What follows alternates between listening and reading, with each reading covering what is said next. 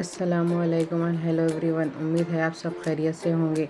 जो चैनल में न्यू है लाइक शेयर सब्सक्राइब ज़रूर करें। आज की रेसिपी है चटपटे करौंदे की चटनी। तो चलिए शुरू करते हैं।